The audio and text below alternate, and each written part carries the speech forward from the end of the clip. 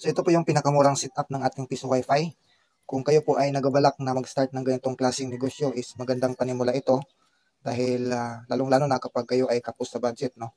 So ang halaga nito is nasa mga 3,000 plus lang.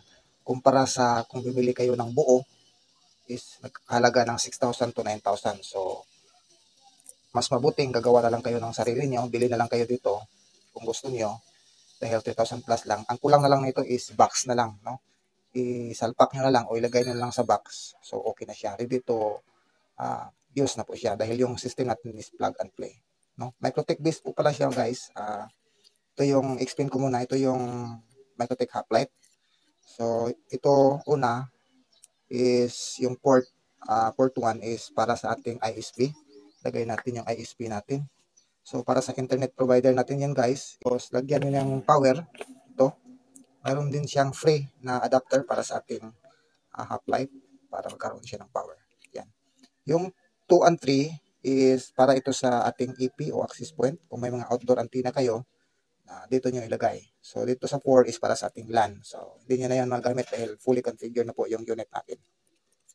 Pagkatapos nun, guys, power nyo naman itong ating Node MCU. So, naka-wireless base po siya. So, saksak nyo na lang. So, kung mapansin nyo, is umiilaw-ilaw na po siya. No? Ayan, umiilaw-ilaw na po siya.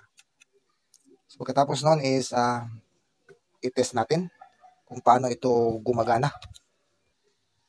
Yan, kung mapansin nyo, mayroon tayong nakikitang Piso Wi-Fi dyan, ito. So, ito yung pangalan ng ating Piso Wi-Fi. Siya nga pala, itong Microtech natin is mayroon siyang sariling built-in Wi-Fi. So, kapag gumamit kayo ng wala kayong outdoor antenna, pwede nyo yung, ito lang yung gamitin, pero advice ko pa rin na gumamit kayo ng outdoor antenna o access point. So, try natin, Piso Wi-Fi. Automatic po siya na mag-redirect dito sa ating portal. So, ito yung portal natin, guys. So, napakadali na pong gamitin, no? So, insert natin. Welcome to Mobile Legends!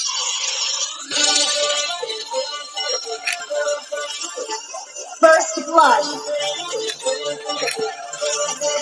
First Blood!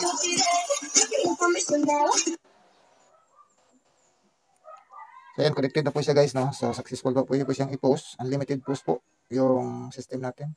So, hindi talaga masayang yung pera mo dito, no?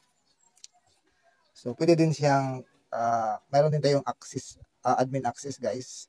Type nyo lang dito is 10.0.0.5.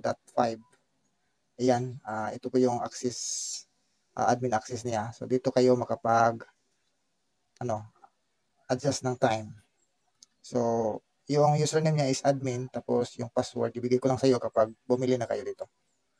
Yan. So, dito kayo mag-adjust ng promo rates niya.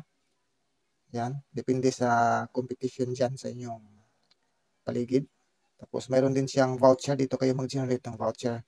At mayroon ding configuration, pero wag niyo lang galawin yung configuration. So, napaganda, guys. So, kung gusto niyo bumili is, lagay ko lang yung contact number ko at mag-PM kayo sa akin. So, yan lang. Maraming salamat.